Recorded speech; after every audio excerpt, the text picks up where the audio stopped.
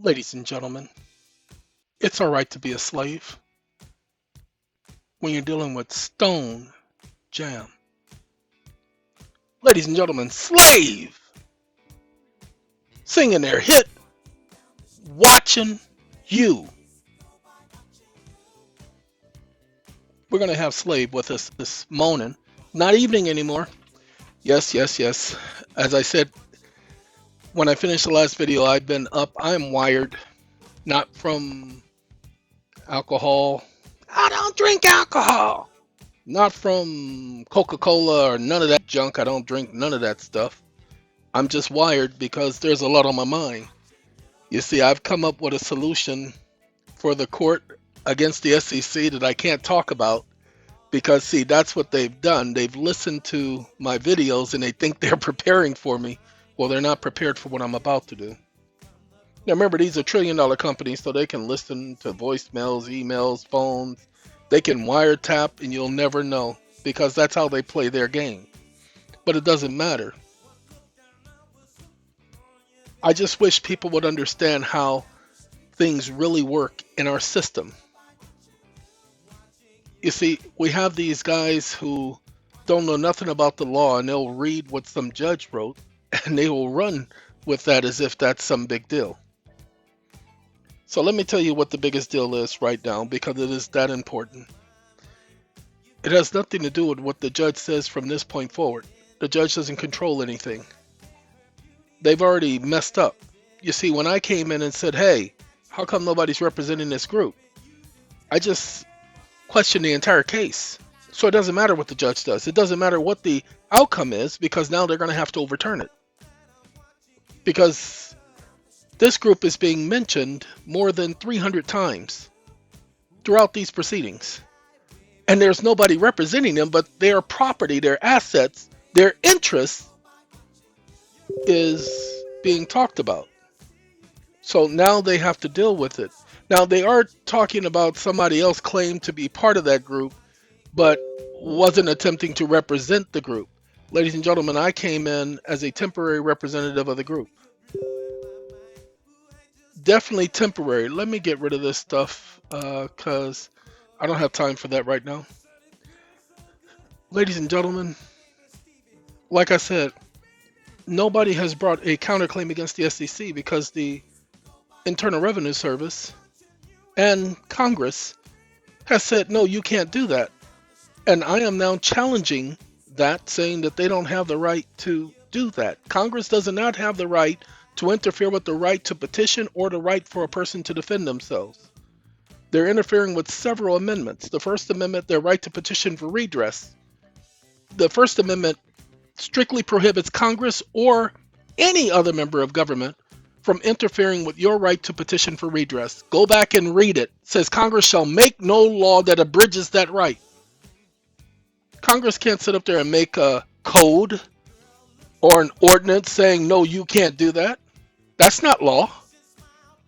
And so now we get to challenge it. The Second Amendment gives you the right to defend yourself, to protect yourself.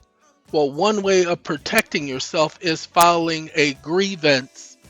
Your right to petition for redress of grievance. So they cannot take that right away from you. No one can. Congress cannot do it. Go back and look at the amendment. Everyone has the right to defend themselves. Doesn't matter if you've been convicted of a crime. Well, it's in interstate commerce. It's not in interstate. Nothing is in interstate commerce once you purchase it. Once you purchase it, it is no longer in interstate commerce. Congress has no jurisdiction over your private property. Y'all really need to understand this. That's what the Fourth Amendment protection is for. We skip the third and we go to the fourth because it says every person has the right to be secure. Do you feel secure? So go ahead and take care of your securities, people. Go ahead and make sure you're feeling secure from this point on. There you go. Then we have the Fifth Amendment says that, hey, they cannot hold you to answer to any question without due process of law. They cannot. Judge cannot order you to testify. No, there must be due process of law. We're not going to play any more songs after this. I was just playing that. I mean, there are several songs right here that I can play. Okay, but we ain't going there. Not right now. We're going to leave it that one with Slave. you know, nah, we're not gonna do you, Miss Lynn. We gonna do you next time, but we ain't gonna do you. Um, we're just taking the time to speak to you guys. So we just got finished talking to you about debt and your promissory notes being money, and speaking to you about joint resolution, not house joint resolution, but joint resolution, the Gold Standard Act. Okay, ladies and gentlemen, do you realize that that act specifically says that no one, because they took the gold, go back and look at it, because they took the gold, your compensation was no one could demand payment for a debt. You were required to pay them back dollar for dollar. Go back and look at Congressional Act. The Congressional Act said it was the intent of Congress. That's why you use the congressional record to show what Congress's intent was. It was the intent of Congress to do what? To have your promissory notes be at par, PAR, with Federal Reserve notes and be considered or put in the same light as federal bank notes, national bank notes. Ladies and gentlemen, that was legal tender. So your promissory notes are legal tender. Your promissory notes are legal tender. You just have to use the act we've been given. I promise you, I've been giving you this since 2012. There have been others who've been there before me who was giving you this information. Many of you weren't able to grasp it. So I have systematically, for the last 2 years, broke it down to you. Some of you, you've listened to the whole videos and you're having some success. Not telling nobody about it, but you're having some success because you listen to the videos and you're realizing there was a gentleman who he is incarcerated right now. He professes to be the Moors, because most black people, you don't know that you are considered Moors because that's what you were called at one time. You weren't called black, you were called Moors. Shh, don't tell nobody. So the Moors are not sitting up there being a bunch of idiots. No, no, no, no. Some of them don't know what they're talking about. They think they know what they're talking about, but they don't because they haven't done the proper research. They're just parroting what they heard as opposed to doing the research themselves. And all I can say is for them, shame on them. You must do your own research, ladies and gentlemen. Sorry, let me get this out of here. Yeah, I just messed with something and that's why it's doing that. So I apologize for that. Those are my hard drives. You'll see it pop up right here in a second. Um, but he had a promissory note and he was saying several things that were accurate. Let me say that again. He was saying several things that were accurate, but he did not have all of the pieces in place. So someone in that prison came in contact with him and decided to run by me what he was saying. And I clarified some things and I told him what my thoughts were on the instrument that he had because he was clearly explaining the right to write such instruments. And I came in and gave him the information that you're hearing now. Ladies and gentlemen, what you all need to understand is the gentleman was using the case that I mentioned earlier. And that's why I chose to listen to that case because someone brought to my attention something that he had read and he had mentioned the Supreme Court case. Now, he didn't go into detail about the Supreme Court case, he just mentioned it. It was listening to the case that I realized, wait a minute, they've been explaining exactly what I've been explaining, but the Supreme Court explained it all the way back in 1935, sorry. Everything that I've been explaining, trying to get you guys to see, step by step, the Supreme Court outlined how each one of these acts go together, how Congress approved of the Presidential Proclamation 2039, and how the Presidential Proclamation was continued by Roosevelt and the Congress by the Gold Act of 1934. So it's an ongoing emergency. That's part of those 470 laws. All you have to do is go back, pay attention to the last video done. 2 hours. That thing is 2 hours. Some of you, I ain't got 2 hours. Ladies and gentlemen, Alex Jones did a video. It was 4 hours long. I didn't think I had 4 hours. But you know, I just listened to part of it then came back, listened to the other, and I had some chores around the house to do, so I turned it on while I was doing dishes and folding clothes and cleaning, just immaculately cleaning out the restroom. Well, there's not a lot to do in my restroom, but still had to clean the restroom and keep it clean. And so while I'm doing all of this, I'm letting Alex play in the background. I was cooking my dinner, letting him play in the background. Of course, that was 3 hours of my time. And then on the way to my appointment this morning, I listened to him before the driver came, and while in the vehicle, I was listening to the rest because I was interested in that particular show, not in all the other shows, because I don't agree with Alex on everything. It's just that simple. So there's no reason for me to listen to it when it is completely something I don't agree with. Can I disprove it? That's not the point. Technically, for me, it is the point, but for you, that's not the point. That's not the issue. I don't get to argue with you about that point. I'm not saying nothing bad about Mr. Jones, Alex Jones. Most of you would not have any knowledge about anything if you had not been listening to Alex Jones. I know that for a fact. Okay, before Alex Jones, before I even heard of Alex Jones, I was listening to Art Bell. I liked Art Bell. I didn't like when he went off into that spiritistic stupidity. I'll say it, the late Art Bell. But I listened to Coast to Coast. I don't like Noah only because he does more of that spiritistic UFO stuff, and sorry. But when they deal with the other stories talking about what's actually going on, then I give that some listen because I can back up most of what they're saying from research that I've done. Ladies and gentlemen, if you're doing research, you have to know your source. Don't just accept an article because it's by the New York Times. That's by one particular idiot who thinks that you're going to listen to him because he's from the New York Times. Don't accept what they say at face value. That's why we're in this mess we're in now. Go and test out well, you know what? Even the Bible says test out the inspired word. If a person receives something by inspiration, they're to test that out. If a person receives the choosing or the calling, they're to test that out through scrutiny. Ladies and gentlemen, just because you hear a story, don't run with that story. Test the story out. Check it for accuracy, but don't just go to some stupid YouTube channel and check it out. That's an idiot talking on YouTube, just like this idiot is talking on YouTube. If I say something, go and verify what I say. Don't just take it at face value.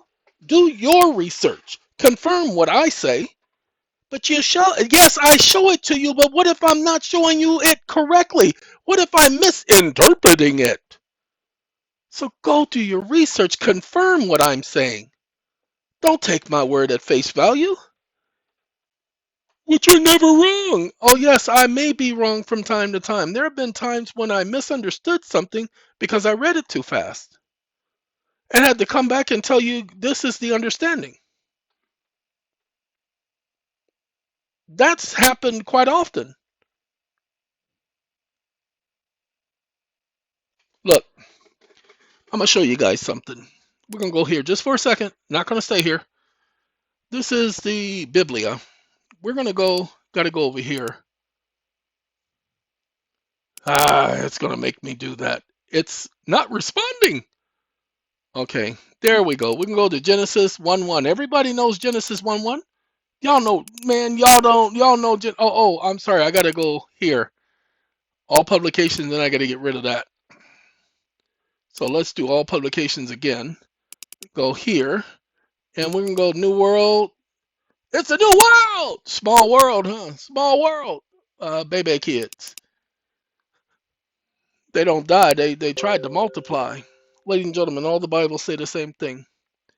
In the beginning, God created the heavens and the earth. Now, guess what? I want you to pay attention to this phrase right here. Let me get rid of this.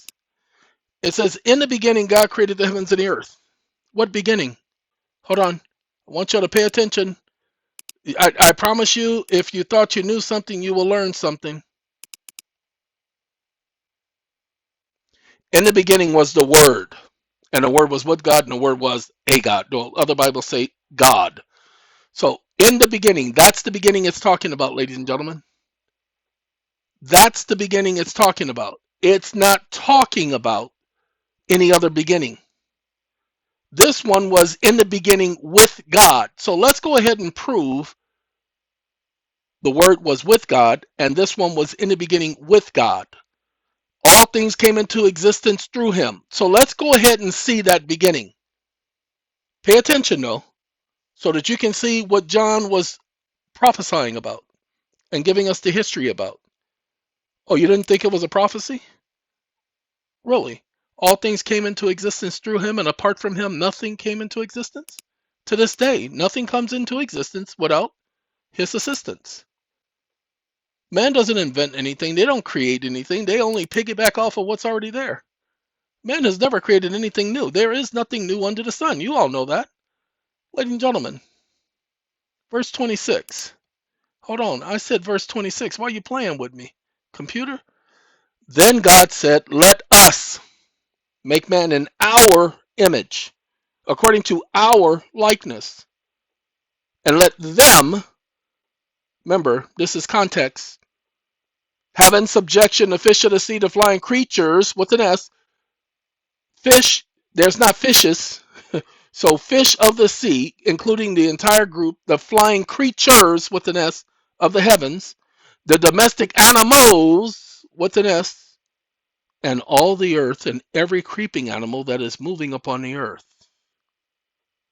And God went on to create man in his image, and in God's image he created him, male and female he created them. And God blessed them and said to them, be fruitful, become many, fill the earth, subdue it, have in subjection the fish of the sea, the flying creatures of the heavens, and every living creature that is moving upon the earth. This is the beginning that the Word was. In the beginning was the Word. Who is the Word? And God said, let us. He's not senile, people. He was not talking to himself. You're just another part of me. Okay, he's not talking to himself. Pay attention. Make man in our image, according to our likeness. So now we got to take a trip. Don't want to be over here. Stop it. It's doing it again, y'all. It's going where it want to go, and I didn't ask it for that. So stop. I am asking it to go back, okay? Because I didn't ask it to go all the way up there. I'm over here now. Yeah, I haven't used it in a while. And let's see if I can stop it. I think I just about did it. I just have to wait for it to catch up. Okay, it went back to 1. Now we got to go to Colossians. Oh, it's still frozen. See, it says not responding. 1 second. All right, we got to go to the book of Colossians. It's the congregation of Colossae. Colossae, I believe Colossae was in Corinth. But anyway, that's where we're going, y'all. Colossae, the congregation of Colossians. Colossae, there we go. And we're going to go to the first chapter of Colossians, and we're only going to go to verse 15. Now, let's take a look at this so that we all understand who it's talking about. He rescued us from the authority of this darkness and transferred us into the kingdom of his beloved Son.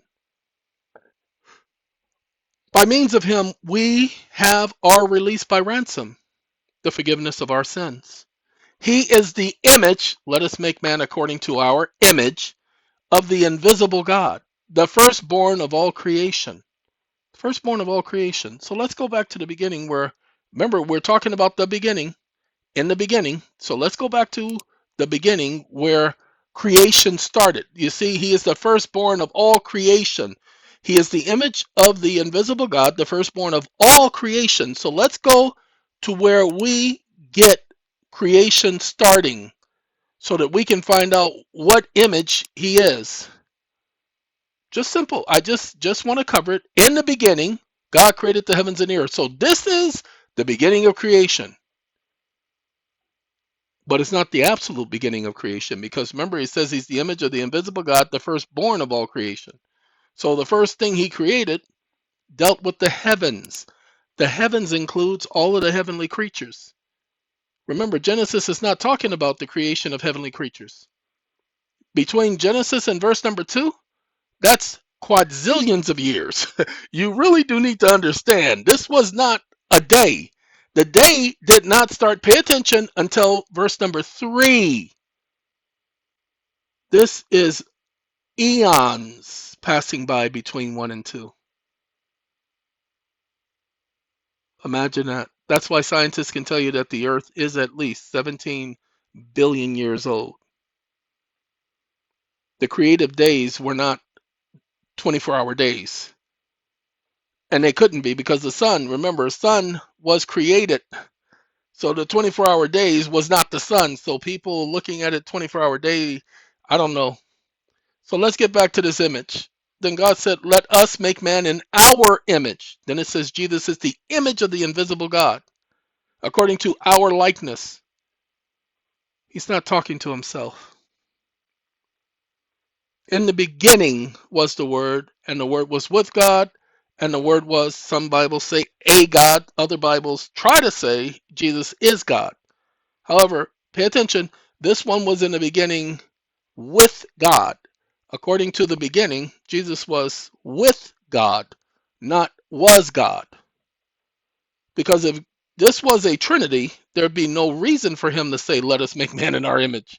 He doesn't say anything like that throughout the rest of the, pay attention, Old Testament. Go ahead. He doesn't say anything like this, Trinity, that we are the same, the Father, the Son, and the Holy Spirit, throughout the Old Testament. Well, they couldn't handle it back then. Really? He's explaining everything from the beginning, and we couldn't handle it? We could handle the fact that he created everything in an outline. This is an outline. The first book of the Bible shows the order in which things were created. The second shows the finishing of everything being created, and then putting the imposition on man as he creates man and puts him in the Garden of Eden, gives him a command, and how man sinned. Well, technically, that's chapter 3. I need you all to pay attention because some of you will get this, some of you won't. Sorry about that. Let's show you how Adam was never intended to live forever. Some of you are not going to understand this, that Adam, it was intended for him to die. I'm not going to go into detail why that is, because I could take you to the book of Romans and the book of Isaiah. Isaiah, the 45th chapter, explains it, and Romans, the 9th chapter, explains it. Okay? But notice this. And God took the man and set him in the Garden of Eden to cultivate it and take care of it. And Jehovah God also gave him this command upon man. Pay attention. Every tree of the garden you may eat to satisfaction. But as for the tree of knowledge of good and bad, tree of what? Knowledge of good and bad. Huh. But people say God created bad. No. He says knowledge of good and bad. You must not eat from it. For the day, for in the day, in that day, not on that day, in the day. Remember, a day to God is 1,000 years. Adam lived to be 930 years, according to scripture. So he died in the day. You eat from it, you will certainly or positively die. He didn't say year. He didn't say month. He didn't say week. He said, in the day you eat from it. Ladies and gentlemen, Adam, God could have stopped Satan from talking to Eve. He could have stopped Eve from eating from the tree. He could have stopped Adam from eating from the tree. But pay attention to the promise. Every tree of the garden you may eat to satisfaction. Well, if you go and you look at Eve in the 3rd chapter, it says she was eating it to satisfaction. But pay attention. But as for the tree of knowledge of good and bad, you can almost call it a tree of wisdom, but it's not wisdom. It's just knowledge. Knowledge and wisdom are not the same thing. You must not eat from it. So that's a command. You must not eat from it. For in the day you eat from it, you will certainly die. I'll show it to you. Oh, I did it again. I keep doing that. I apologize, y'all. I apologize. I'm going to let it go all the way up, and I'm going to come over here. All right. Now we here, and now we're going to take care of Romans first. It's a lot easier going to Romans because it explains it so much better. And we're going to go to Romans, the 9th chapter. And again, you're not going to have too many people talking about this because it's not something that individuals can live with, because Paul explains it very well. Okay, watch this. For the word of the promise was as follows. He's talking about the promised seed and Sarah and Hagar. Okay, we'll start with number 6. However, it is not as though the word of God has failed. For not all who descend from Israel, Jacob, are really Israelites. Neither are all children because they are Abraham's offspring, Esau. Rather, what will be called your offspring or son or seed will be through Isaac. The promised seed was Isaac. It was not Ishmael. Hagar was not to be the mother of those produced by Abram. Hagar's name was never changed. Sarah was changed from Sarai. Abram was changed to Abraham. If Hagar was to be the promised one, then her name would have been changed to fit mother of multitude. That's what Sarai to Sarah means, mother of multitudes. Let's let's see if we get this here. No, we won't get it because it won't tell me her name here. But anyway, let's continue. It will tell me if I went to Genesis and if I clicked on her name, but I'm not going to do that. That will take us off track. That is, the children of the flesh are not really children of God, but the children of the promise, spiritual, because that's what the promise is, are counted as offspring. For the word of promise was as follows: at this time I will come and Sarah will have a son. Not Hagar will have a son. By this time, Hagar already had a son. Not only then, but also when Rebekah conceived 2 twins from one man, Isaac, our forefather, for when they had not yet been born and had not practiced anything good or bad, so that God's purpose respecting the choosing might continue depended not upon works, but on the one who calls. It was said to her, the older will be the slave of the younger. Pay attention. Just as it is written, I love Jacob, but Esau I hated. Huh? Let's take a look at what's going on here. What are we to say then? Is there injustice with God? Before they were even born, he said, I love Jacob, but Esau I hated. How could you do that? That's a baby. He ain't done nothing bad or good. Well, let's read. Watch this. Watch what happens. Certainly not. For he says to Moses, I will show mercy to whomever I will show mercy, and I will show compassion to whomever I will show compassion. You're going to find this is the part with Pharaoh. Right around the 6th to the 9th chapter. There you go.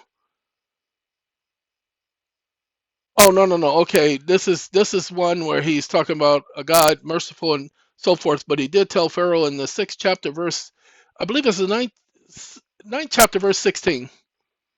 For this reason I have allowed you to stay in existence, so that I may blah blah blah show his mercy and allow him to become obstinate. So pay attention. So then, it depends not on a person's desire or on his efforts, but on God who has mercy. For the scripture said to Pharaoh, for this reason I have let you remain, to show you my power and to show my power in connection with you, and to have my name declared in all the earth. It says, for this reason I've allowed you to remain, to show you my power. So then, he has mercy on whomever he wishes, and he lets whomever he wishes to become obstinate. He allowed Adam to become obstinate, ladies and gentlemen, and Adam died within that day. Adam was not created to live forever. How do I know that? Let's go ahead and read. Paul tells you. You will therefore say to me, why does he still find fault? For who has withstood his will? But who are you, O man, to be answering back to God? Does the thing molded, the created thing, say to its molder, the one who's creating, why did you make me this way? What? Does not the potter have authority over the clay? Think about it. How many of you were in school and you created ashtrays? I don't know why they had you creating ashtrays, sitting up there trying to make you a smoker or something, but you created an ashtray. And wait, hold on. And it didn't turn out the way you wanted. Didn't you discard it and make another one? What gave you the right to do that? Well, because you were the creator of the ashtray. That's what Paul is saying here. It doesn't make you bad or good. It makes you the maker. Okay. Why did you make me this way? Does not the potter have the authority over the clay?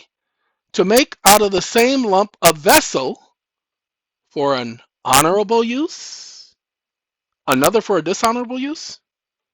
Ladies and gentlemen, the scriptures say of Jesus, he knew what was in the heart of man. Judas was always slated to betray Jesus. He was the only one of the apostles from Judea. Everybody else was from Galilee and the surrounding areas. He was the only oddball. Go back and do your history on Judas. Judas was always jealous, always stealing. So why was he made an apostle? So that the scriptures might be fulfilled. It really is just that simple. But let's get back to this so that you guys will understand. What? Does not the potter have the authority over the clay? Ladies and gentlemen, if we are created, then we don't get to control our lives or destinies because it's not ours. Adam was created. He allowed Adam to exist. See, Adam didn't take him into consideration. When Adam sinned, nobody convinced him to sin. No, he never went to Jehovah. Jehovah and him talked every single day. We get that because it said about the breezy part of the day. God went calling out to him and he didn't answer. So he turned his back on his creator. His creator allowed the situation. Why? Because he had already told him, gave him a promise. The day you eat from this tree, you will certainly die, or positively die. And again, in the day that you eat from this tree. Isn't that something? Wasn't talking about 24 hours. It says in the day, within that day. Remember, a day to God is 1,000 years. So let's continue. What then? If God had the will to demonstrate his wrath and to make his power known, and he tolerated with much patience vessels of wrath fit for destruction, and if this was done to make known his riches and glory on vessels of mercy, which he prepared beforehand for glory, namely us, whom he called not only from among Jews, but also from among the nations, what of it? Paul is speaking of Christ's brothers. Now, if you go and you look at the 8th chapter of Romans, you'll see that Paul said that everything on earth was created for them and with them in mind. These brothers of Christ that he's speaking about. Certain group, we'll talk about in a second. It is as he says to Hosea, those not my people, I will call my people, and hers who is not loved, beloved. And in the place where is it said of them, you are not my people, there They will be called sons of the living God.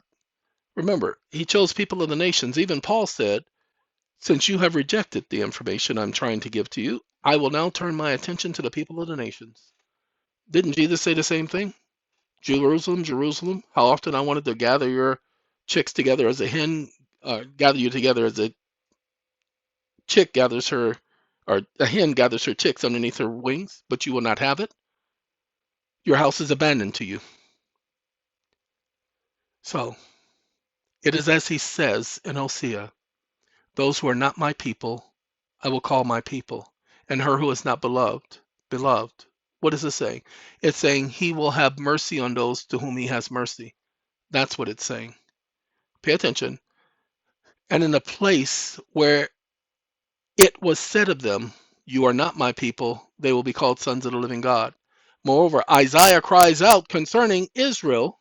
The Hebrew pronunciation is Isaiah. Well, technically, pay attention, not pronounced that exact way in Hebrew because Hebrew is a different language, but in English it's pronounced Isaiah because of the accent mark. Cries out concerning Israel, although the number of the sons of Israel may be as the sands of the sea, only a remnant will be saved. Hold on. For Jehovah will make an accounting on the earth, concluding and cutting it short. Also, just as Isaiah foretold, unless Jehovah of armies has left an offspring to us, we should become just like Sodom and we should resemble Gomorrah because we are sinners, the same as they were. Pay attention. Last thing, what are we to say then? That the people of the nations, although not pursuing righteousness, attained righteousness, the righteousness that results from faith. But Israel, although pursuing a law of righteousness, did not attain that law.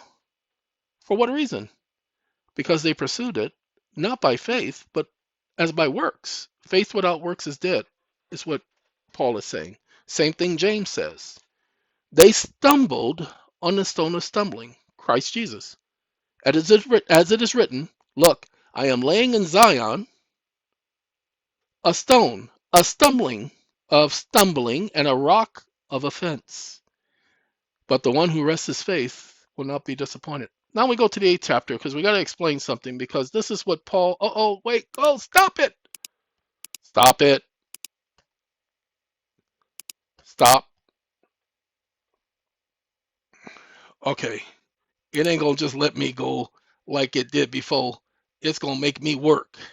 So the 8th chapter, and we're going to go to roughly to verse number 13. So we'll start at 12. Pay attention. He's talking to not the whole congregation. You really do need to understand it. He's talking to a specific group. Pay attention. So then, brothers, we are under obligation, not to the flesh, to live according to the flesh. For if we live according to the flesh, fornication, adultery, sin, robbery, stealing, whatever you name it, whatever the will of the flesh, the desires of the flesh are. If we live according to the flesh, we are sure to die because sin leads to death. Pay attention. But if you put the practices of the body to death, by the Spirit you will live. Ladies and gentlemen, for all who are led by God's Spirit, you are indeed God's sons. For you did not receive a spirit of slavery, causing fear again. These are talking about those who are anointed by God's Spirit. So all who are led by God's Spirit.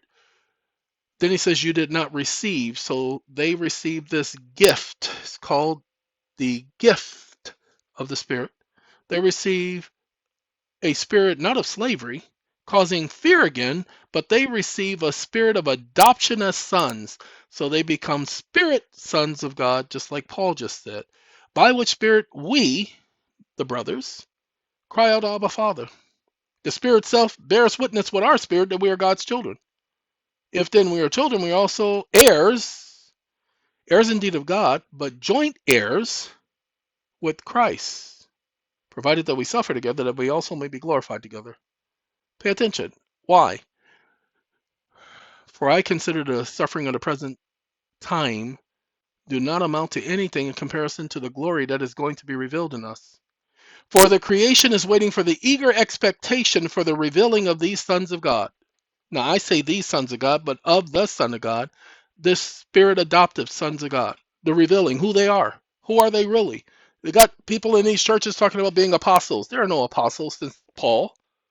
You didn't see any other apostles being named, but apparently man gets to name apostles because they feel like it. Jesus only had 12 apostles. Now there was Matthias and Paul. Remember, Jesus chose the apostles as a result of prayer. Matthias was chosen by the apostles. So more than likely, Paul would be number 12. Don't know. The scriptures don't tell us that. We'll have to wait. Let's keep going, okay? For the creation was subjected to fertility. Now we get back to Adam. Now you see where we're going? Futility. Anybody know what the word futile means? For nothing. Now why was the creation subjected to the fertility? You see, and to Adam he said, because you listened to your wife's voice and ate from the tree I gave you this command, you must not eat from it. Cursed is the ground on your account. In pain you will eat its produce all the days of your life. Adam was never meant to die the exact same day, but within that so-called 1,000 years, the actual spiritual day as opposed to the fleshly day. What? Because we have 24 hours as a result of the sun. God does not have the sun where he lives. The sun doesn't exist there. The earth, universe, sun is not in heaven. So when God said day, he was not referring to mankind's day. All right, let's continue so that you'll get it. The earth was subjected to futility. Why? Because when he created Adam and he created the angels, he knew that there was a possibility that eventually somebody would refuse to listen. Pay attention. He knew that there was a possibility that somebody would mess things up. That's why Adam was never intended on living forever. Adam was one of those vessels created for dishonorable purpose. Could Adam have made the choice? Yes, Adam could have made the choice on his own, but he gave him a choice. He told him at the very beginning, you can't do it. Don't do it. You'll get in a lot of trouble. And Adam, like a 5-year-old child, because Adam was still a boy, he was not an adult. Yes, he was a couple of 100 years old. That only means that he was like a couple of days old. So like a child, he didn't listen, and he had to suffer the consequences. And when the consequences happened, then he's complaining. Let's go. Now pay attention. For the creation was subjected to futility, not by its own will, but by the one who subjected it on the basis of hope. Again, he will have mercy upon those whom he will have mercy, and he will allow to remain obstinate those whom he chooses to allow to remain obstinate. So not according to his will, but the one who subjected it to fertility. Adam didn't subject the earth to fertility. God did. He's the one who gave the punishment. That the creation itself will also be set free. Free from what? Sin. Pay attention. From enslavement to corruption, sin, and have the glorious freedom of the children of God. See that all of creation can be called God's sons. Not spirit sons, but God's sons nonetheless. Children of God. For we know that all creation keeps on groaning together and being in pain together until now. Not only that, but we ourselves, those brothers, those adopted sons of God, we ourselves who have the first fruits, namely the Spirit, adopted Spirit, yes, we ourselves groan within ourselves. Well, we're earnestly awaiting for adoption as sons, the release from our bodies by ransom. I do get that most people don't even know that there was a ransom for these adoptive sons. They just didn't become adoptive. Somebody was holding them captive. What was holding them captive? Enslavement to sin. Tells you right there, enslavement. That's captive. For we were saved in this hope. But hope that is not seen, or that is seen, is not hope. For when a man sees a thing, he does not hope for it. But we hope for what we do not see. And we keep eagerly awaiting for it with endurance. Ladies and gentlemen, I didn't mean to take us here, but I did say that I would explain this in the last video. There are a lot of people on this planet who don't understand why he would allow so many people to die. But then they also don't get the one point they should be getting. Did I close it all the way? I closed it all the way. So no, I didn't. We got one more, and then that's it. So I got to go over here and click over here, and then we got to go to John. And we're just going to go to John, the 5th chapter. A lot of people know what the 5th chapter says. We can go to John, well, I'm going to do 6, but it's John, the 5th chapter. I want you to pay attention. So it will be John, the 5th chapter. And we are going to go from John, the 5th chapter. Sorry, I have a particular item on my desk that's not plugged in, but it is plugged in. We're going to verse number 28. Okay. Now let me go ahead and explain this to you so that you get it. Most truly I say to you, now this is Jesus. Many Bibles, like the King James, will say verily, verily, meaning most truly. I say to you, the hour is coming, not the day, but the hour, not the month, not the week, not the year. The hour is coming, meaning a short period of time. And it is now. See how quick that was? When the dead, spiritually, will hear the voice of the Son of Man, the Son of God, excuse me. He also refers to himself as the Son of Man, so I apologize. And those who have paid attention will live. For just as the Father has life in himself, God created life. So he has granted also to the Son to have life in himself. Ladies and gentlemen, if Jesus was God, how could he grant to himself to have life in himself when he already had life in himself? It just wouldn't make sense. Notice this. He has given him authority to do judging. If he was God, he wouldn't need nobody to give him authority. Go ahead and read it from the King James Version. You'll see it. Let's do that. We're going to go to the King James Version. Let's go so everybody can see. He hath given him authority to execute judgment also. For the Father hath life in himself and has given to the Son to have life in himself. See, hath and have. Why would they use these two different words? Because this means has. This means have. So now we're going to go back to where we were so that we know that what we're reading is what it should be saying.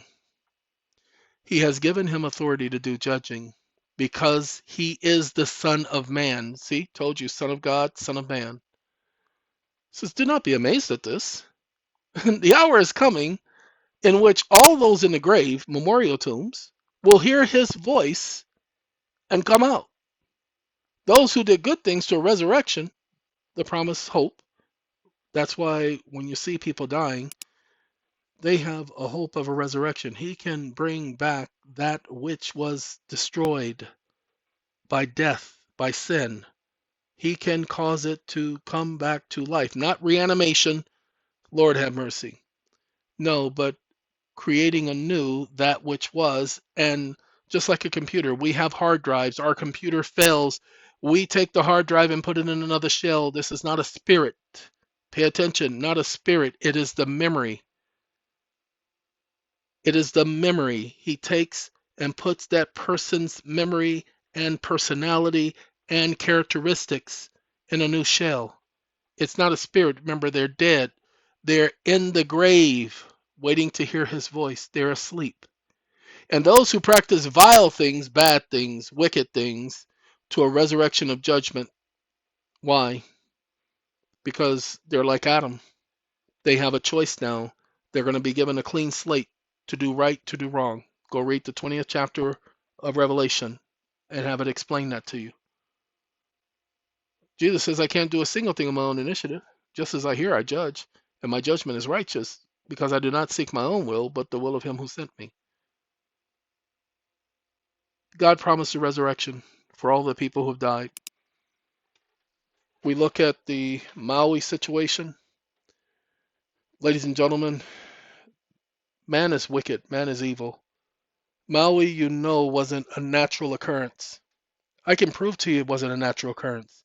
When has it ever happened before? When has that ever happened before? Go ahead. I dare you. That is Hawaii. All of those sirens they have around all of those cities. Those things, well, they caught on fire. They weren't on fire when the fire first started. How could they have caught on fire when the fire first started? They're all over the city. Different electrical sources, different power sources. And by the way, you guys don't understand anything about the electrical grid. With those warning systems, they have to have a backup system. So they would not be connected. They would not be connected, people. Let me say it again. They would not be connected to the power grid to where they still would not go off. Something else is going on there. Sorry, you just have to understand how government works. They put in all of that on purpose, ladies and gentlemen. Remember, during the Japanese bombings, remember, the government knew the Japanese were coming and did not do anything. Okay? 9/11, the military that was supposed to be protecting the country, their fighter jets were called off to a completely different area. Wait, hold on. Pay attention. You mean to tell me they didn't have any other fighter jets in the area? You mean to tell me they didn't have any other personnel in the area? There's always a backup. Pay attention. It's the military. There's always a backup. The rule is know thy enemy. There's always a backup. They always have a contingency plan. They wouldn't have taken and left that part unprotected. This is the military. They would never have left that part unprotected without having somebody stand instead. It wasn't like those were the only fighter pilots and those were the only planes. F-16, F-15, F-14s, where were the other planes?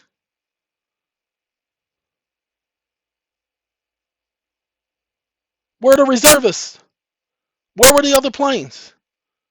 How did the one pilot say that she and her F-16, her and her partner, were going after flight number 93? The plane that they supposedly didn't down in Pennsylvania? But you look at the crash site, the plane hit belly first, which means that it was shot out of the air. Then years later, she talks about the actual shooting of the plane out of the air and the passengers didn't take the plane down. Now, I remember hearing about that when I first listened to 9/11. Now, here's the last thing. This is the last thing, y'all. The last thing is this, because I said I was going to talk about it. UILDING. Now, I put building. I'm looking to see. Nope, it didn't say that. But I'm putting building number 7. Building number 7. Come on now. Pay attention. Building weakened by WTC attack collapse. Ladies and gentlemen, I was watching the film. I was watching the broadcast. Let's do this. It's only a minute and 24 seconds. Let's watch. I'm not going to show you. You have to do your research. Watch the BBC. See that building? Free fall. They said it was as a result of debris. It was as a result of debris falling on the top that the whole building collapsed. Never in the history of mankind has that ever happened. Ladies and gentlemen, that building. Oh no, watch this. I want you guys to see what's going on with this film right here. Hold on. Stop. Gonna bring you back here. Come on, get on back over here. I want you all, we're gonna slow this down. I need you guys to pay attention. It is necessary that we slow this down. 7 seconds is what we're looking for. Okay? Now remember, this is at 0. 7 seconds from here to the ground is what we're looking for. Now, when it stops at 7, we're going to stop at 7. Okay? 7 seconds is what we're looking for. 7 seconds is demolition, free fall. Go ahead, you time it yourself. That's my first time doing that experiment. 7 seconds. Now I'm going to play it, let it play.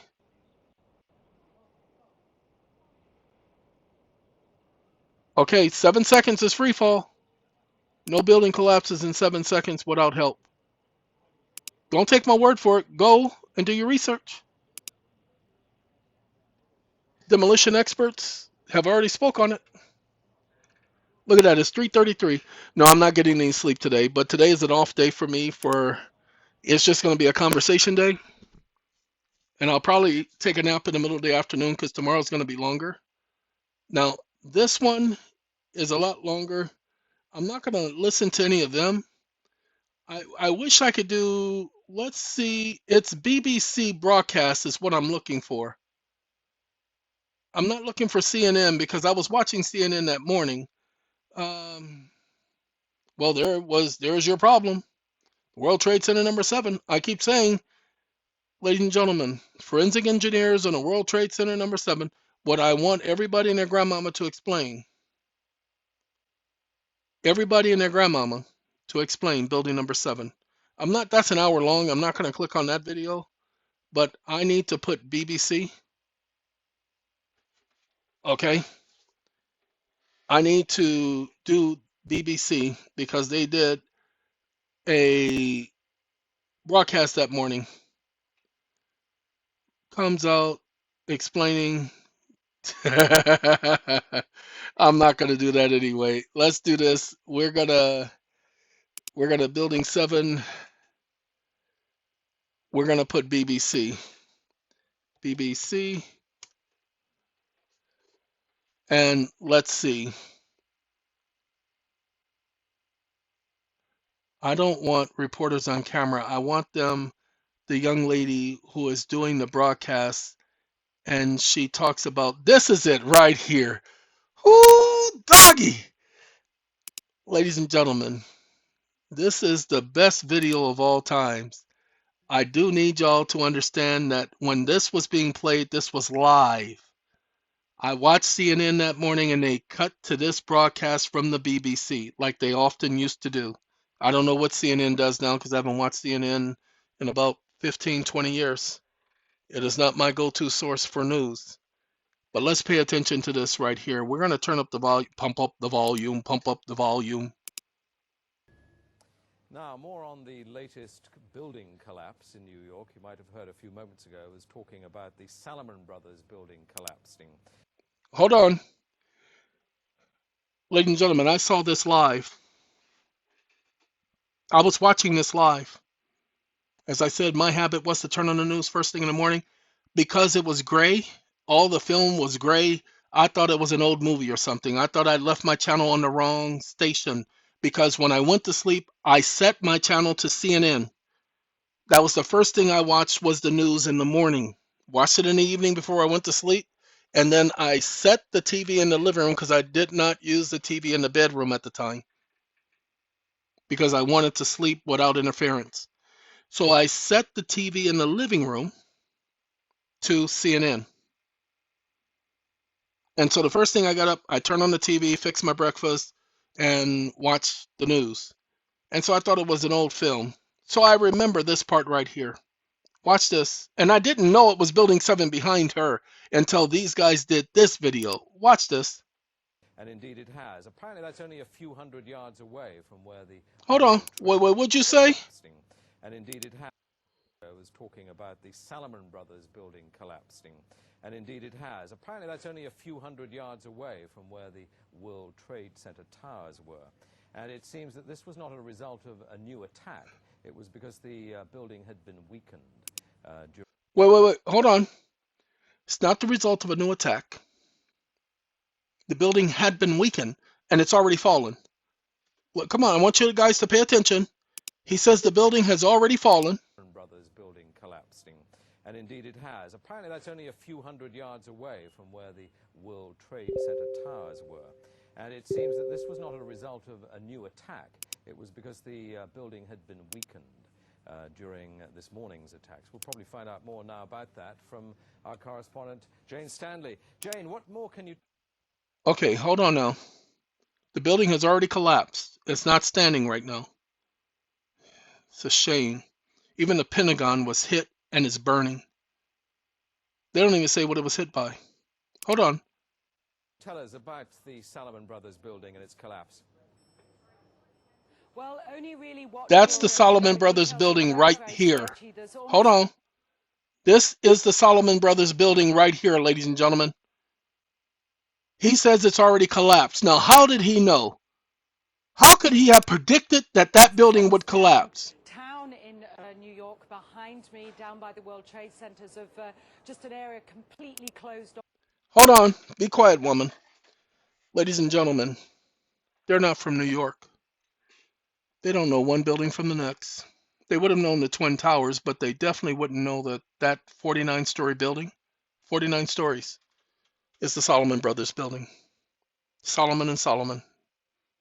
Haven't heard that name in a long time. Solomon and Solomon, debt collectors. Ladies and gentlemen, she doesn't know that that's building number 7 behind her. As the rescue workers try to do their job. Building 7. This isn't the first. Get out of the way, woman. That, has suffered as a result. We know that part of the Marriott Hotel next to the World Trade Center also collapsed as a result of this huge amount of falling debris from 110 floors of the two twin towers of the World Trade Center. As you can see behind me, the building number 7, ladies and gentlemen. She literally tells you, take a look at building number 7, and says it already collapsed. Over an hour before it collapsed was this report. How did they know? The Trade Center appears to be still burning. Building number 7. Clouds of smoke and ash. See? A little bit of smoke. Behind that, there's an empty piece of what was a very familiar New York skyline, a symbol of the financial prosperity of the city, but completely disappeared. Building now, and number New 7. York is still unable to take on board what has happened to them today. Presumably there were very few people in the Salomon building when it collapsed. I mean, That there were, I suppose, fear. Look, very few people. Because the police came to the building telling everybody it was going to blow to get out. There was a guy who worked for HUD. They later killed him. He didn't die of natural causes because he gave the report that the police came by telling them to get out, it's going to blow. There's video of the police telling everybody the building's going to blow. He does an interview telling them, and they played the video that the building is going to blow. Ladies and gentlemen, you guys need to understand this is going to keep happening. They did that to get to a point. They're going to do it again. If you believe that all of a sudden something was created in some laboratory in some other country and that it was a fluke and that all of the people died as a result of that, whatever, then I'm sorry. Stop listening to government propaganda. We started this video off talking about that. Stop listening to government propaganda. Prove everything. Prove everything. I'm going to go faster and forward. Building number 7. Look, she's been talking for, a good couple of minutes. And the building is still standing. Look, we're 3 minutes into the conversation and building number 7 is still standing. For another hour, building number 7 is going to be standing. For another hour, ladies and gentlemen, building number 7 is going to be standing. She's still talking about building number 7 having fallen or fell. Building number 7 still there right behind her. And she's saying it already fell. So when people tell me about 9/11, I don't want no conspiracy theory. I want... Shut up. I want everybody to understand. I saw this. I was watching this that morning. I didn't notice building number 7, but I remember this interview. because everybody was watching the TV and we were letting it play. And so many of you also remember. So many of you also remember this interview that morning. Nobody can explain to me why. Too traumatized. We don't know how many people have been killed. We can't even put a figure. I think when you talk to people on they daren't even say how many people might have been killed and injured. And I think that feeling until completely flabbergasted by it and just couldn't comprehend it. I mean, it was. Ladies and gentlemen, we don't know. Pay attention. We don't know if these guys knew anything. We don't know what they knew. What we do know is that they're probably just reading from a script. They're probably just reading the information that's given to them. They're not from New York. Had they been, they would have known that that was the Solomon building right there and could have said, I'm sorry, but there's something wrong with the report. They never come and cleaned it up. You just saw, hold on. Jane Stanley in Manhattan. Perhaps we can rejoin her and follow that up later. Oh, wait. Oh, I'm sorry. Hold on. Y'all need to see this. Hold on. I want y'all to understand. Somebody recognized Solomon Building was behind her. So I want you to pay attention. Watch this. This is important. this city and this country will not be the same. But they don't really know where to turn. That's the very sad thing. I think there's going to be a lot of very, very traumatized They cut the feed because somebody recognized that was the Solomon Building behind her. Come on, let's go. people that has hit them very, very hard. Jane, I think many of us, when we heard the news, perhaps on the radio earlier today, See, were take a look. completely flabbergasted by it and just couldn't I forgot about that. I saw that too that morning. Too far-fetched. You see, they mess with the screen so you can't see building number 7. Well, unfortunately, I think we've lost the line with. I wonder how they could have lost the line. Aw. Ladies and gentlemen, this is our government.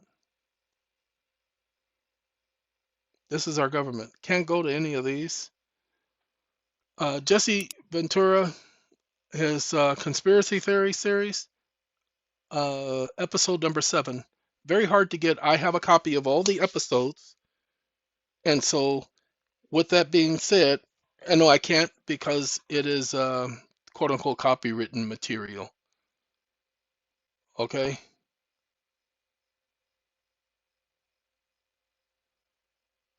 All I can tell you, collapse stage for Wu, whatever. All right, ladies and gentlemen, all I can tell you is the simple fact building number 7. Until somebody can explain that to me, then they cannot convince me that 9/11 was any type of a outside this nation terrorist attack. It was a terrorist attack, but it wasn't by no Saudis. It wasn't by no foreigners. Okay? Sorry. Just do yourself a favor. If you don't understand, go back and watch the reports again. Go back and take a look. And then tell me whether or not you believe in all of this. Pay attention because this is important. If you believe in all of this so-called government claims that this organization is doing this person is killing this person. You see, firefighter recalls experience evacuating the North Tower. And what happened? Okay, all I can tell you is go back and watch the reports after you read building number 7. Small drone hits 7 World Trade Center. Yeah, whatever. Now, all I can tell you is this. Building number 7, when you look at the actual reports of the individual, you'll find out that what was being reported was that they were going around saying there's a bomb. Okay, get out, she's gonna blow. Wait, hold on. Let me see if I can find that real quick. I know we're in an hour now. Told you I'm wired. Might as well talk. Buildi. Oh, we already have building. Duh. 7. It's GOIN going to BLOW. Let's see if it pulls that up for me. Uh-oh, I didn't put a space between blow. You know what? I didn't know this lady. Okay, I didn't know she was talking about that she heard explosions. So let's pull this up because this is a person speaking live.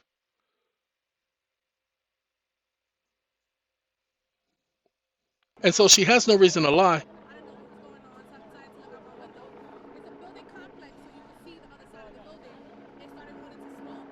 My neighbors came banging on my door telling me to get out. That I guess it was evacuated the building. Really? Did you hear her? She heard an explosion first. The building hadn't collapsed yet. I couldn't get out. My door was jammed. Everything off my windowsill fell, and I guess the impact of the explosion jammed the door as well. How loud was it? It was extremely loud. I couldn't even explain it to you if I couldn't. It was just so loud that it woke me out of my sleep. That's how loud it was. It woke loud you up? enough. Yes. An explosion that woke her out of her sleep. The building hasn't fallen yet, but she heard an explosion. I saw Now a that's man, it looks interesting. like your father, was it? Came up just a few minutes ago and embraced you. Yes, he did, because he was so worried of the way that I called him. I was actually almost having an anxiety attack because I was crying and I didn't know what to do. I remember this interview. I remember that interview about her when she said she was actually almost having an anxiety attack. Huh. Ladies and gentlemen, I'm gonna play one more. Not that one. Because like I said, I haven't seen these in years. Probably 15. No, I probably watched them in 2012, so almost 13 years. Yeah, 2012, 11 years. And I don't want a National Institute of Standard and Technology. I don't want them because they, ooh-wee. Oh, look at that. Scientific report comes out explaining the World Trade Center number 7 collapse. Really? Why would I believe that report? There's nothing that report can tell me as to why a building would free fall in 7 seconds. Jet fuel cannot melt steel beams in the tower. What I'm looking for is the one that literally says she's going to blow. That's what I'm concerning. I mean, that's what I'm considering if I'm going to find anything. You'll see that the buildings fell in 7 seconds each. 100 feet, 100 stories, 7 seconds each. Never before in human history has that ever happened, except for a demolition. I am looking, it's the same YouTube. That's YouTube putting up the same junk. I know the videos are still here. Okay. Let's watch this 911 TM.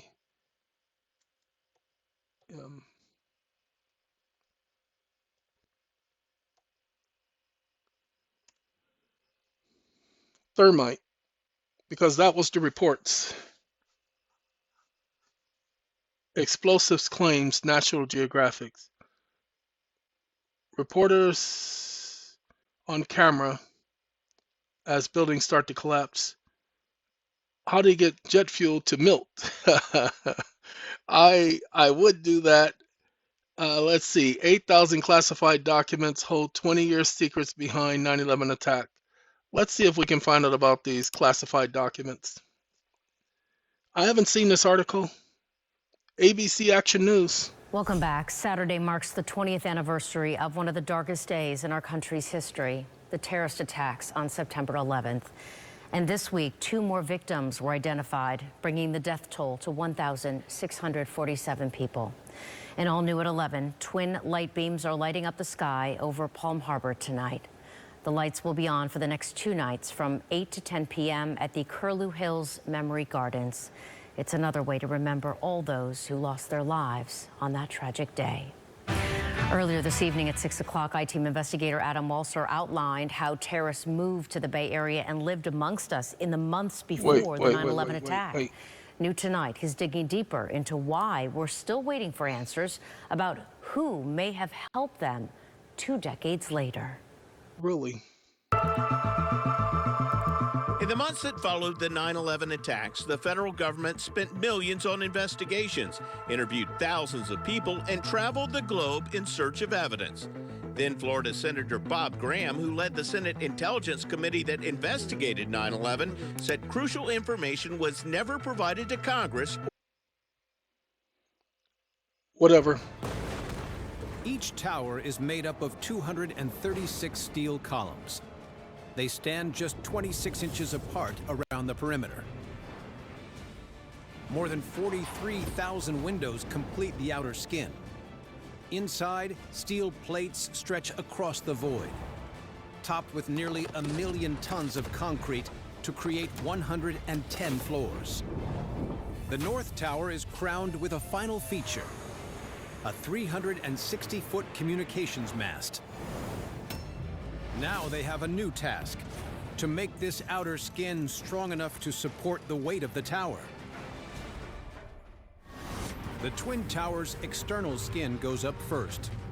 59 steel columns per side, each just 14 inches wide. They bear most of the tower's weight. In the center of each tower sits a core of 47 steel columns to give the tower extra rigidity. Thin steel plates 60 feet wide bridge the gap, connecting the inner and outer columns, anchoring the entire structure together, and creating the vast open floor plans. It's a futuristic, lightweight structure. In the Empire State Building, elevators occupy almost 3/10 of the building's floor area. If engineers follow a similar design, the Twin Towers would lose vital floor space.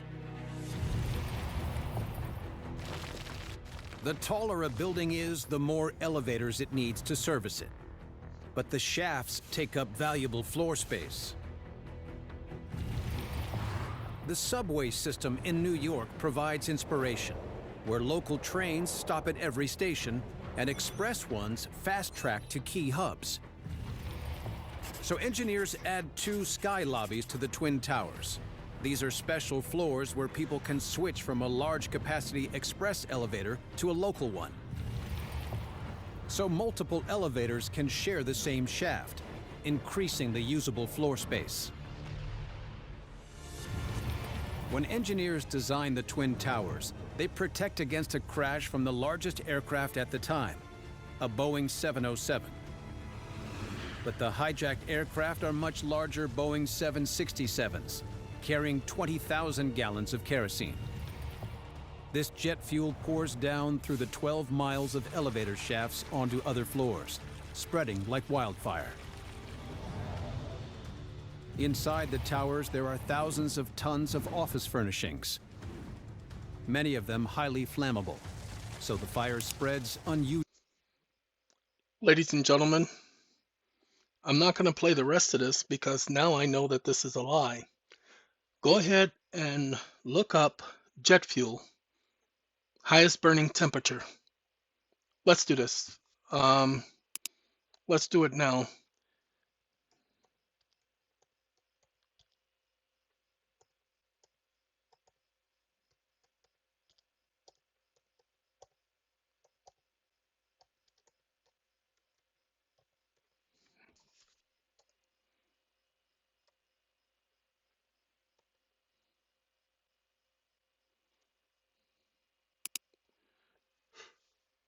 Bing is going to provide us an answer.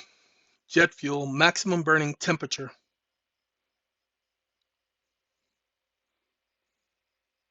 No, I need degrees. Let's see.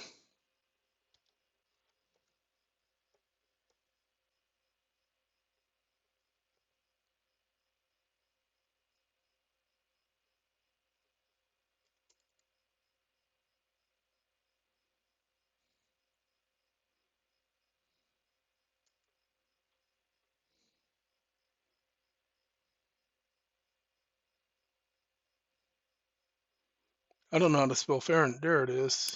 Sorry, I don't know how to spell Fahrenheit. Especially can't spell it in my head when I am like this. Both jet fuel and jet A1 have a flash point of higher than 38 degrees Celsius, 100 degrees Fahrenheit.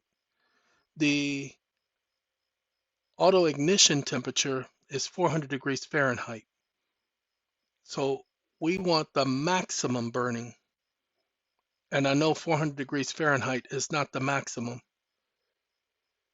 So jet fuel burns at a temperature of around 800 to 2500 degrees Fahrenheit. Okay, so let's do 2500 degrees Fahrenheit.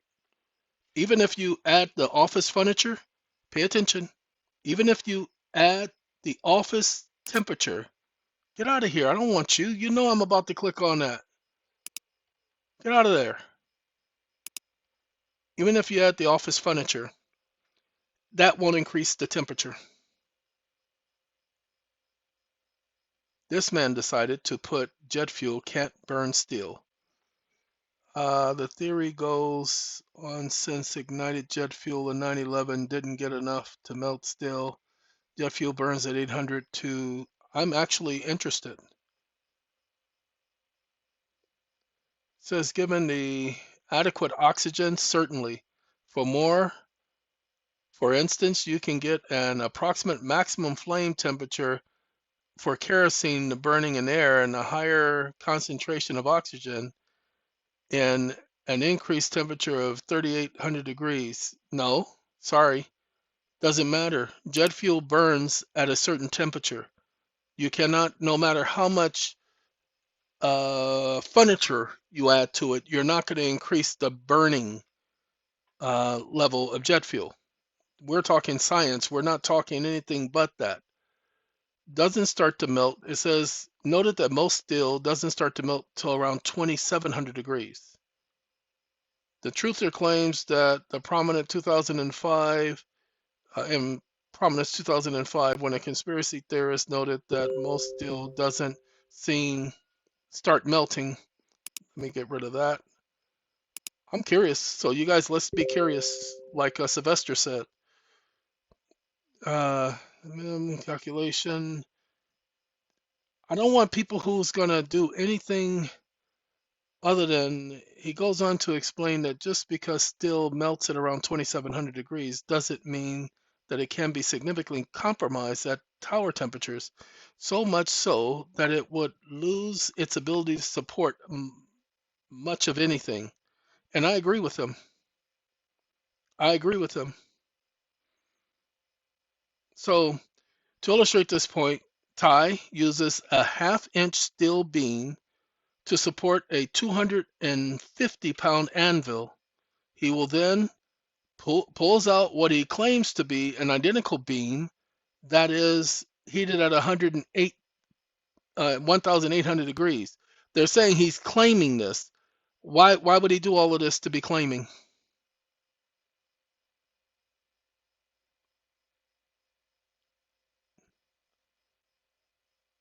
Okay, and I agree with what he's saying. He ends the video by calling the truther argument invalid. Find the job, he concludes, and he said, so he's saying that it will melt and it will bend at 1800 degrees. Okay, you don't have to melt steel to cause it to fail. Actually, you do, because that's not your regular steel. Hold on. That's industrial strength steel. Hold on. You don't believe me? Go ahead and take a look. I don't know much about much. I do know science. As I said in the last video, I like science. But what I don't want is for somebody to tell me. I want them to explain it to me where it means something. And ladies and gentlemen, if you look at the fire, you can see that the fuel from the jet is not burning hot enough, but you can pay attention, see that the building smoldered. Smoldered. For how long? Anybody? For over 3 weeks. For over 3 weeks. The building smoldered for over 3 weeks. That's not jet fuel. Don't believe me? Go ahead and take a look.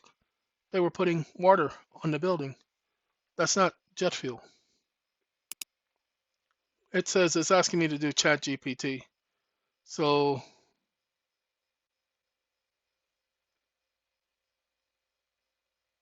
what you mean you're attempting to reconnect?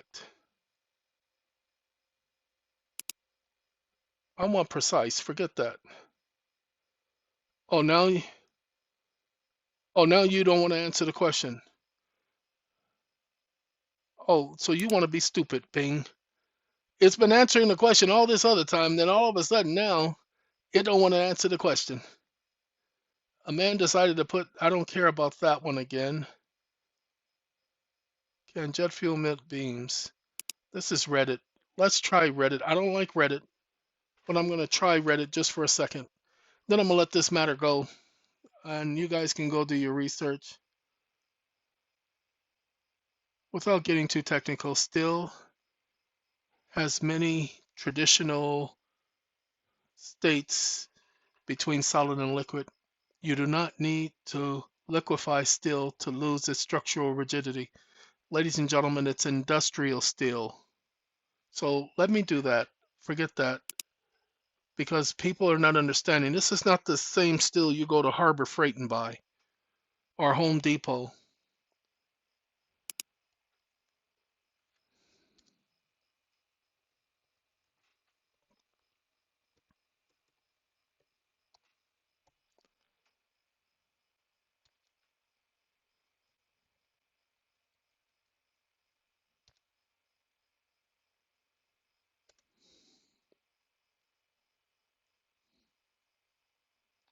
Not hot enough to melt structural steel.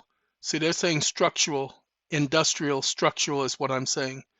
You guys got to understand, this is a 110-foot building. This is not your average steel. This steel is designed to hold the entire weight of that building. Each beam is supporting the other beam.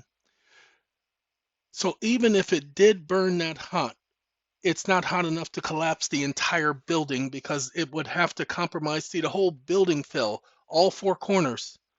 Not enough. Sorry. It's okay to part of the building where, most of it's still standing. Okay, I don't see them doing the structural steel beams.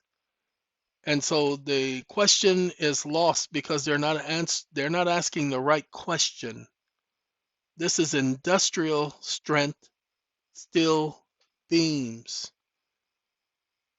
It was designed to handle the temperatures of the 707 plane, which was the largest plane at the time, crashing into it.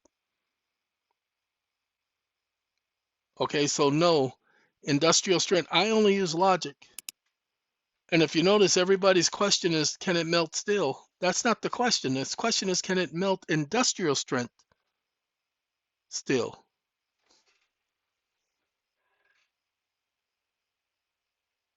Okay, can it melt industrial strength steel? And nobody's asking that question. So what? You went and bought a beam of steel? No, it's industrial strength steel. I don't want to do that. I don't see any of these guys talking about industrial strength steel, and that's what we clicked on. Structural steel, and these are all, can it just melt steel? And of course it might be able to melt steel, but industrial?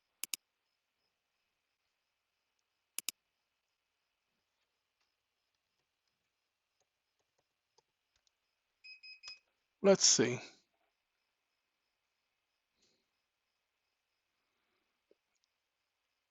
Wait a minute, who is this giving this article?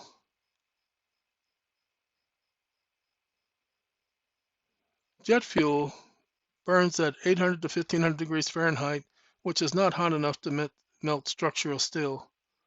We're going to click on number one. Forget that. Because it's the only one's talking about structural steel. That's why I choose the article, because I'm looking for other articles. I could care less about 9/11. What I care about is structural steel. Okay? In the years since the terrorist attack in New York City, individual engineers and committees of experts have studied the coupling of the World Trade Center Twin Towers by examining the building's destruction step by step.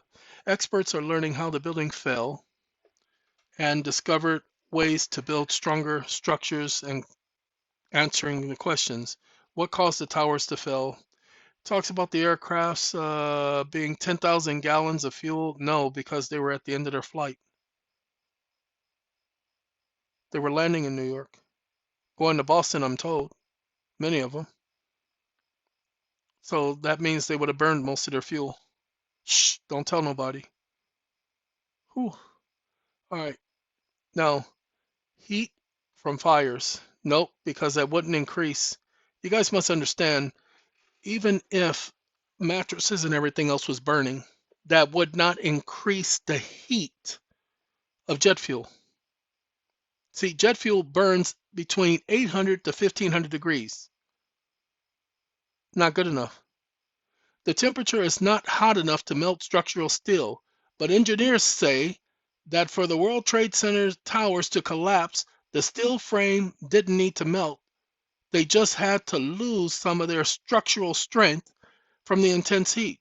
The steel will lose at least half of its strength at 1200 degrees. No, sorry, not industrial strength. You know why not industrial strength? Because it's designed to handle burning. They built that building on purpose to be hit by a plane, and so the steel would have to be able to withstand the temperatures of burning jet fuel. Shh, don't tell nobody. That's why it's called industrial strength. It is not the steel you get from Home Depot. They had to order this steel specifically for that building. Okay? That's why none of it makes sense. If you've ever been involved in construction and cement, the cement you have on the sidewalk is not the same cement they used in that building. They have to mix the cement. Many of you guys have heard about the buildings in the other countries that have been collapsing because they don't have the same stringent building codes that we have. Well, please understand that cement has to be mixed to a certain grade, and it has to be shipped there at that grade every single load. If it is not, then they have to get rid of all the cement and redo it. It's too costly. That's why they have inspectors. And you better believe there were inspectors when the towers were built. Just like there were inspectors telling them that the buildings had to come down because they had not been up to code. Watch this.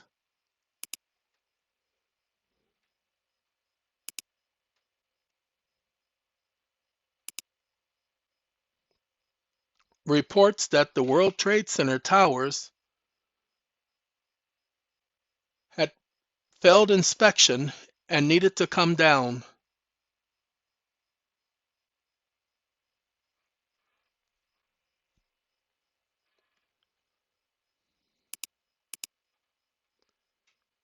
Wake up.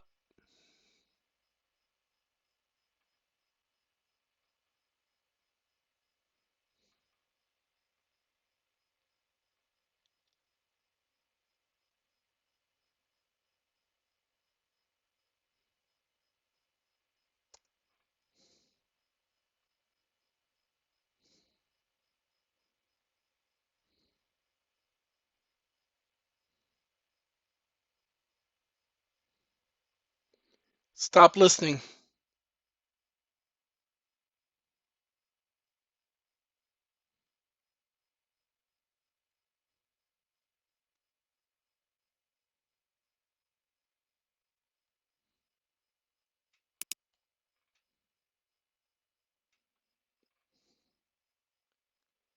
This investigation concluded that under the authority of the National Construction Safety Team Act, which was signed into law 2002, no, we don't care about that one.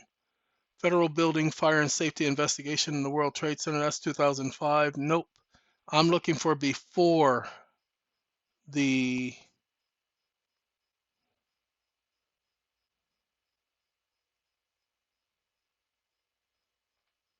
nope. See, these are all way after. So let's put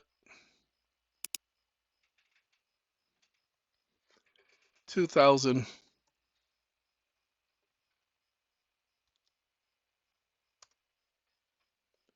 So give it a second. Still 2021, 2025. This will probably be the last thing. Aw, fact check. Fire, not demolition, brought down the towers. Aw. Hold on. It's after 4, so it's time for me to go. I don't care about none of this. The World Trade Center, 7 reports puts long-awaited report from the National Institute. It says 2017, so that's not going to do it. I need before the collapse. Okay, that's not going to work either. I don't care about the terrorist attack. I'm looking just for one thing. Reports, fatal confusion, trouble, emergency response. Nope. Collapse. Nope. Don't care about that. I am looking for the reports that they have been inspected. And, oh, by the way, this gentleman right here never died in the attack. I think his name was Assad, something like that. Oh, well. Yes, I guess. Even when they showed him, they only showed him, let's see. FBI and the investigation helped to identify Middle Eastern radical responsible for the attack. Although Osama bin Laden, the problem is Osama bin Laden wasn't even alive in 2001. And that's a shame that they put out that report with all the other evidence showing that he was not alive. Matter of fact, if you look at the images of Osama bin Laden, they were always changing. Always changing. All right, let's see if we can find, if I can't find a sooner article, don't care about that.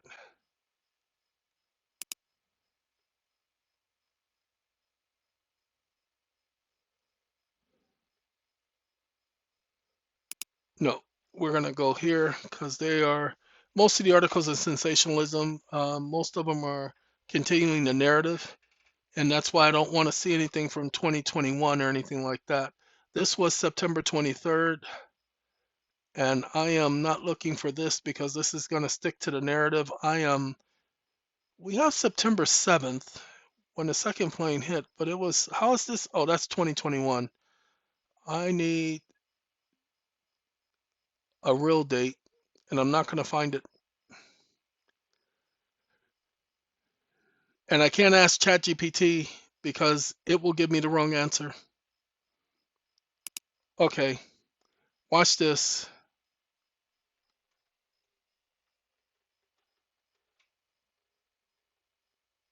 Let's see, December 14th, engineers, experts studying the World Trade Center collapse. Let's see, response to World Trade Center, that's 2017. So we're going to go to ChatGPT. Wake up. Look at that, that's 2 2-hour videos in a row. Wake up.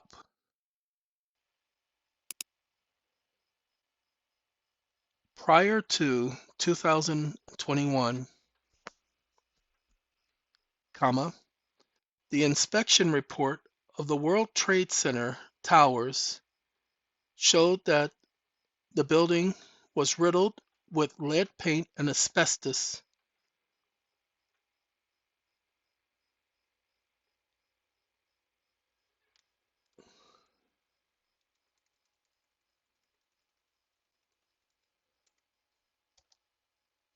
lead paint, and asbestos, and the retrofit would have been too costly, and so it was decided that the buildings needed to come down, comma, which agency did the inspection? Question mark. And what was the date of the inspection? Question mark. Stop listening. The first response is going to be towing the party line. This one's not going to speak back to us like the other one because I don't have that on this particular browser. But we are still going to listen.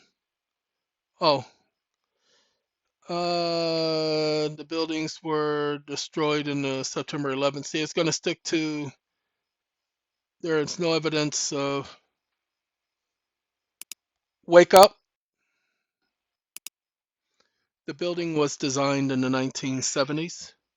Comma, you are a liar if you are saying that the building did not have lead paint, which was the most common paint of the day, and asbestos, which was the most common insulation of that day. Comma, how dare you sit up here and say that there is no evidence? Period. I didn't ask you whether there was evidence, comma, I asked you who did the inspection.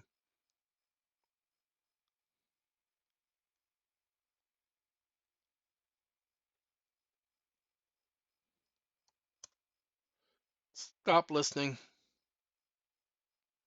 Like I said, he was going to toe the party line because that's how it's designed. Okay, I understand that paint, blah, blah, blah, blah, investigation did not find any evidence. However, the towers were inspected regularly by the Port Authority of New York and New Jersey, and it is possible that lead paint was mentioned in one of those inspections. Really? Wake up. So the answer to my question is that the Port Authority conducted the inspections,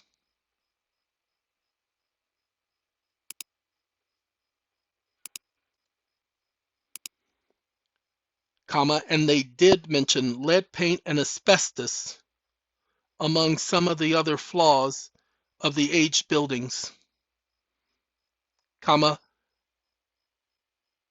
which report listed this, comma, provide the date and the location of the report, question mark.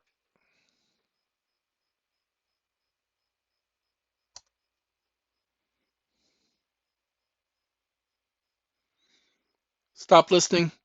Now I'm going to show you a trick with him because it goes against the whole narrative. That's why he can't do it. That's how he's programmed. That's why he gives me the negative. You are correct. The Port Authority conducted inspections of the World Trade Center, and they did mention lead paint and asbestos in those reports. The report specifically mentioned lead paint in 1992 maintenance plan. The report prepared by the Port Authority maintenance and the engineers identified a number of maintenance and repairs needed, which included the removal of lead paint. Can you imagine 110 stories removing all the lead paint? Then the report of asbestos is in 1993 from the World Port Authority. Ladies and gentlemen, you must understand, but it is likely that it was conducted in 1993 and the year the report was published. Remember, they tried to blow it up during that period between 92, 93, and all of a sudden, the buildings had to come down. They had been inspected, lead paint and asbestos. That's how I got that county jail in Arizona shut down for 10 years because of lead paint and asbestos. So I didn't need anybody to tell me that that was the case. Let's see if we can. You are correct, the Port Authority. But remember, he told me that there were no reports. Ah, that's what I'm looking for. See, those other two dates were too early. But notice this, the report specifically mentions lead paint is the 1998 World Trade Center maintenance plan. The report was prepared by the Port Authority Office of Maintenance and Engineering, and it lists lead paint as one of the deteriorating materials in the towers. The report also states that the lead paint was a potential health hazard and that it needed to be removed. Too expensive. They would have had to go through the whole building and tear everything down and go into walls and all of that. Too expensive. The report was dated March 1998 and it is located in the Port Authority archives. You can view the report online at the Port Authority website. The report also mentions asbestos in 1999. The report was reported by the Port Authority Environmental Management, blah, blah, blah, hazardous. Okay. Watch this. Wake up. The report has to be available online for download, comma, provide me the web address for such.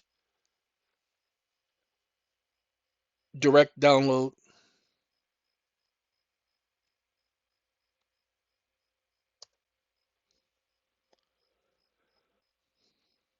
All I know is I heard about the report. Oh, I didn't ask you to tell me no. My name is not Keith Sweat. You don't be telling me no.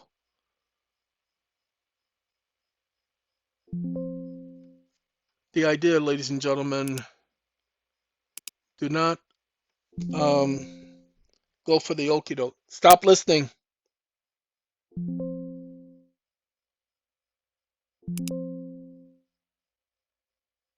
Stop listening.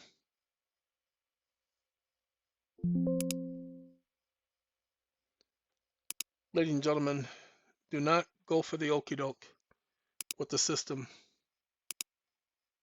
Do not let them steer you in the direction they want to steer you.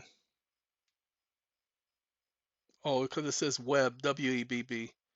So I'll have to get rid of that.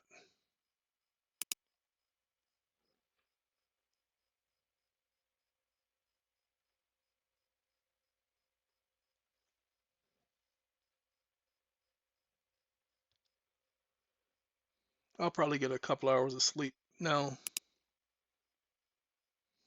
Wake up at about 7, maybe 8. Look at that. He doesn't want to.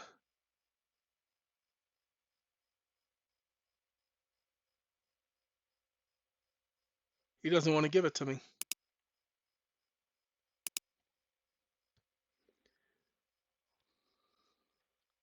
I need you to check your archives and the internet for a copy of this report.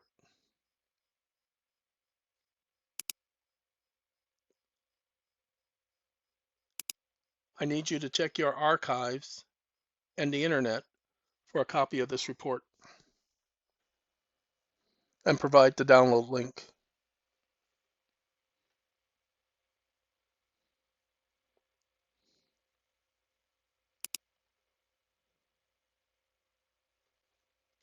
Download. Stop listening.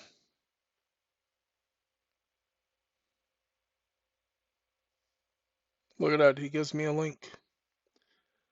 Please check the Port Authority website. You can find a direct download link for a maintenance report. And how do I find the link? Port Archives. The link is here. Okay. So that's not for me. That's New Jersey. It's not New York. New Jersey is not the only one who wrote the report. New York also did. Their Port Authority. Ladies and gentlemen, you're going to find that everybody else forgot about these maintenance reports that the buildings had to come down. Okay. So this is the evidence that was later revealed by so many people, and a lot of it was ignored. So there you go.